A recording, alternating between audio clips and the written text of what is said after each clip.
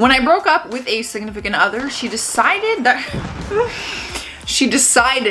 she was pregnant. Decided that. She went as far as to Photoshop ultrasound results and pregnancy tests and tell my mother she was going to be a grandmother.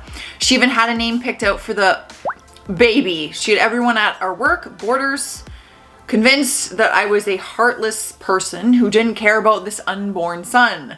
I finally found the original copy of the last ultrasound that she'd altered on a Google image search. I sent it to her and guess what? Never heard from her again, not once. Well, that's great, isn't it? Don't you just love when people decide that they're pregnant? Wow, that's a decision that I would never make. No, thank you. My ex-wife is bipolar and had a complete disconnect from reality. Well, that's understandable. She went into behavior that I guess could be called manic, but it was worse than that. She destroyed every part of our life and secretly ran up $70K in credit card debt, like taking large groups of people to expensive restaurants. She forged or removed my name from documents and ended up taking every possession I had with the exception of my computer. She left me homeless and penniless. Whoa, this is a lot more serious than I thought. Like, you know, I'm hoping for some hot gossip, spill the tea a little bit. You spilled the whole pot. And this is more serious because, you know, your ex-wife actually had a mental disorder. There's nothing really funny about that. And it's crazy what she did. That's insane and so rude. But obviously she has a mental disorder, so her actions were manic. That'd be a lawsuit, right? Like a crazy lawsuit. She sat in my car for 3 days. This response. Did you at least crack the windows for her? Like when you leave a dog in the car, did you give her like an air hole? Did you not use your car for 3 days? I'm confused. Like, where did she go to the bathroom? Where did she eat? What did she eat? Where did she sleep? What did she do? Does she not have a job? Like, there's a lot of questions. How do you just sit in a car for 3 days? My ex-girlfriend didn't want me to get a new job because she had met my coworkers and didn't want me to meet new people. Red flag. To this end, she threw all my suits in the washer and turned it on when I was in the shower. An hour before the interview.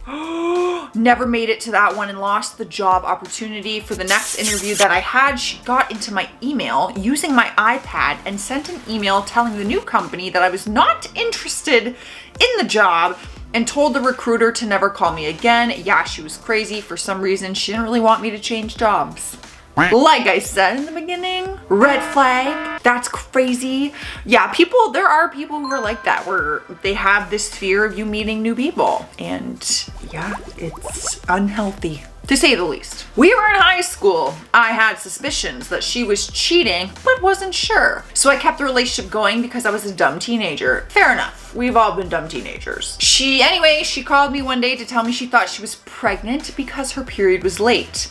We had never made love, let's say. I dumped her immediately. I mean, in what world is she confidently going to you being like, I think I'm pregnant, when she knows in her head that you two haven't, you know, done anything that would actually get her pregnant? Like, why is she so casual about that? That don't make no sense. I once dated someone for about 3 months before finding out that she had a second personality who she believed hunted demons.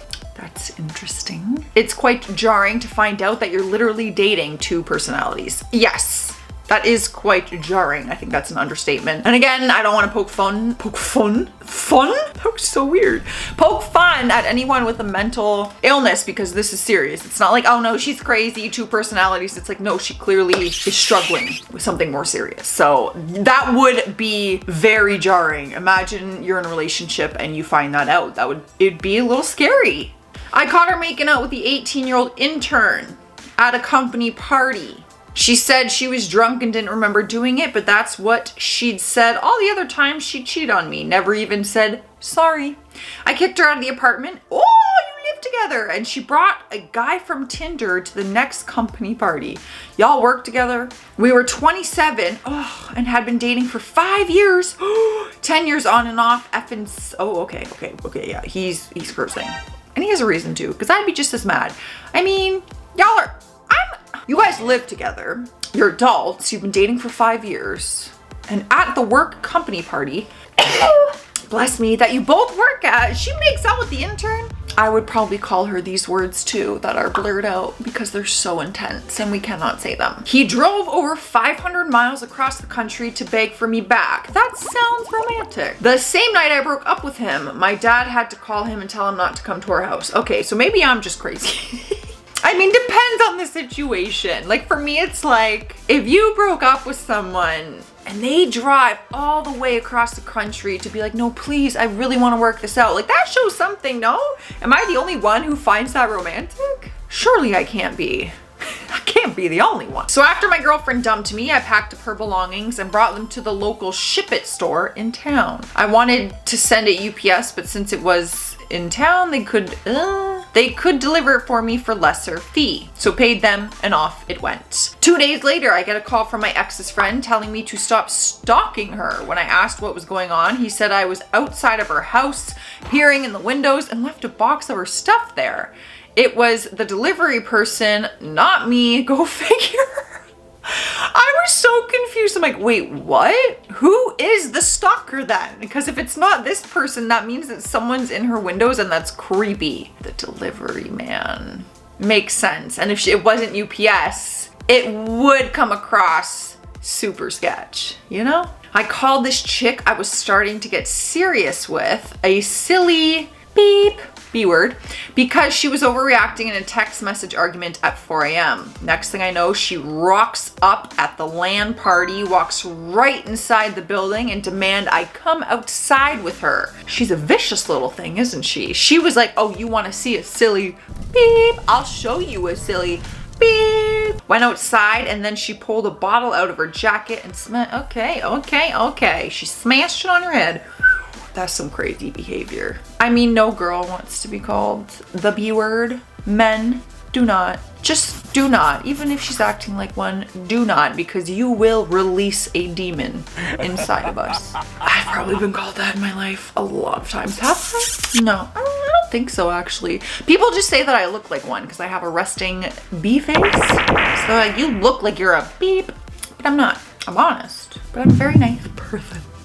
My ex had a serious fetish for breast milk, and I would find bottles in his car where he was buying it and drinking it. Okay, what do you mean buying it? On what, like you go on freaking Facebook Marketplace and buy some woman's breast milk and drink it? Ooh, I feel sick. I feel sick. That's disgusting. It's one thing for like your girlfriend or your wife's breast milk. Even to drink that is a little sus, but like buy it from some, that makes me nauseous. I wonder what it tastes like. I kind of hope I never find out. My ex used to write her name on receipts and leave them in my car. We went to McDonald's, name on the receipt and drop it between the passenger seat and floor. I wouldn't notice until I cleaned my car out. I was in college, so that didn't happen often. That is so relatable. Her reasoning was, so if another girl gets in your car, she knows I was here. I mean, I kind of like it. I'm not gonna lie.